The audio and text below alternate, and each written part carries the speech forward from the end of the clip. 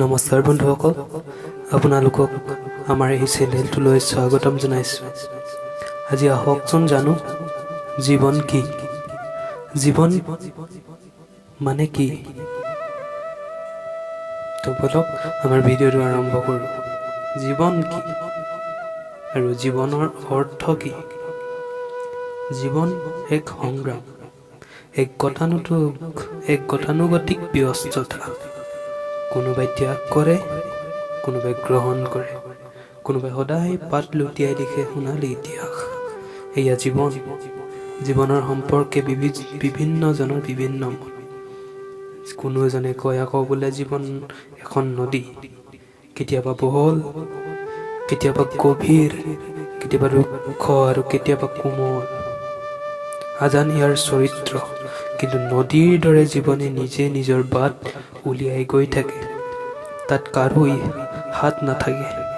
আপেক্ষিকভাৱে কেৱল সুখ আৰু দুখৰ আঁচ থাকি যায় জীৱনত। প্ৰকৃত অৰ্থত জীৱন এক সংগ্ৰাম। ধন সোণ এই ক্ষেত্ৰত সম্পূৰ্ণ ব্যতিক্ৰম।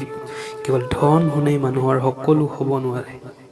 মানুহৰ মাজত, মনৰ সমাজত, সকলোৰে মাজত মিলা প্ৰীতিৰ এনাজৰীডাল নাথাকিলে মানৱীয় গুণসমূহৰ অৱক্ষয় ঘটিলে কেৱল ধন সোণেই মানুহক এক সুখী জীৱন দিব নোৱাৰে।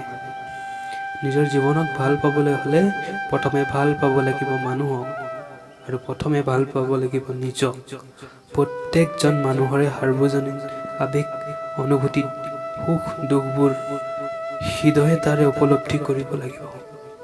তেতিয়াহে জীৱনৰ প্ৰকৃত সত্য কি তাক বুজি পোৱা যায়, আৰু এখন সভ্য সমাজ তথা দেশ গৈ তাক প্ৰগতিৰ পথত আগুৱাই নিব পাৰিব। মুঠতে জীৱন এনে এক প্ৰক্ৰিয়া যাৰ অৰ্থ কৈ শেষ কৰিব নোৱাৰি, যাক বহু সময়ত আনকি মৃত্যুৰ সময়লৈকেও জানি বুজি শেষ কৰিব নোৱাৰি। জীৱন এক ৰহস্যময়, চলনাময়, প্ৰাণস্পন্দন জীৱন, এক অন্তহীন জিজ্ঞাসা। জীৱনটো হ'ল অসাৰ, প্ৰয়োজনো নাই তথাপি আছো জীয়াই। প্ৰয়োজনো নাই তথাপি আছো জীয়াই। তো বন্ধুসকল, আমাৰ ভিডিঅ'টো কেনেকুৱা পালে? যদি ভাল পালে লাইক কৰিব, কমেণ্ট কৰিব, আৰু যদি চেনেলটো ছাবস্ক্ৰাইব কৰিব বিচাৰে তো ছাবস্ক্ৰাইব কৰি ল'ব পাৰে। ধন্যবাদ।